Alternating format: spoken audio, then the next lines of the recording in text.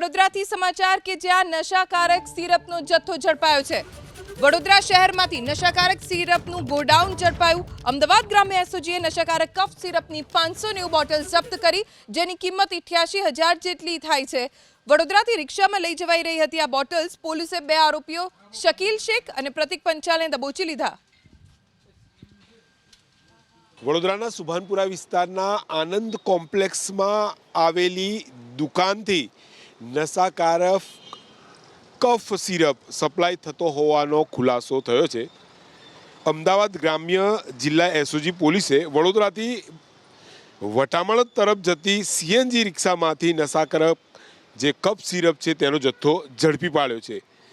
હવે તપાસમાં વિગતો બહાર આવી છે કે સુભાનપુરા વિસ્તારમાં આવેલા આનંદવન કોમ્પ્લેક્સની ઉત્તુંગ બિલ્ડિંગની આ 30 નંબરની દુકાન છે અને તેની અંદરથી તમામ જે જથ્થો છે તે સપ્લાય થતો હતો। હાલ આપ જોઈ શકો છો કે દુકાને તાળા વાગી ચૂક્યા છે અને અહીંયા જે વાત કરીએ રોજે રોજ આ જે ગોડાઉન ખુલતું હતું અને ગોડાઉન જે ખુલતું હતું અહીંયા હોલસેલમાં મોટા પેકેટ ભરી ભરી અને દવાઓ લાવવામાં આવતી હતી ને અહીંયાથી સપ્લાય થતી હતી। રાજુભાઈનું ગોડાઉન છે અને અહીંયા બાજુમાં જે દુકાનધારક છે તેમની સાથે વાત કરીએ। સાહેબ, આ શાની દુકાન છે ને આજે બંધ છે કે પછી કેટલા છે? આજે બંધ છે। મેડિકલનો કંઈ સપ્લાય કરતો હતો, બસ એટલો જ ખબર છે। તો એ લોકો કેવી રીતે આવતા હતા, પછી માલ સપ્લાય કેવી રીતે થતો હતો કે અહીંયા કોઈ મેન્યુફેક્ચર થતું હતું? ના, મેન્યુફેક્ચર કશું નહીં, માલ આવે છે ને જાય છે, બસ રિક્ષામાં જાય, પછી નાની હાથી જેવું નાની 4 વ્હીલરમાં જાય, એવું બધું છે।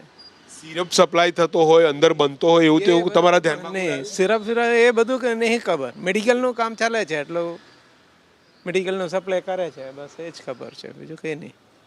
શકીલ શેખ અને પ્રતિક પંચાલની અમદાવાદ ગ્રામ્ય પોલીસે ધરપકડ કરી છે અને તેમની અંદર જે ખુલાસો થયો તે આનંદવન કોમ્પ્લેક્સ જે અહીંયા સુભાનપુરા વિસ્તારમાં છે અને તેની અંદર 30 નંબરની જે દુકાન છે ત્યાંથી આ જે નશાકારક કફ સિરપ સપ્લાય થતો હતો।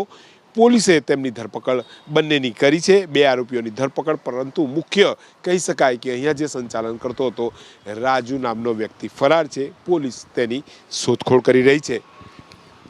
કેમેરામેન પરેશ ધોળકા સાથે લોરેન્સ પરમાર, એબીપી અસ્મિતા, વડોદરા।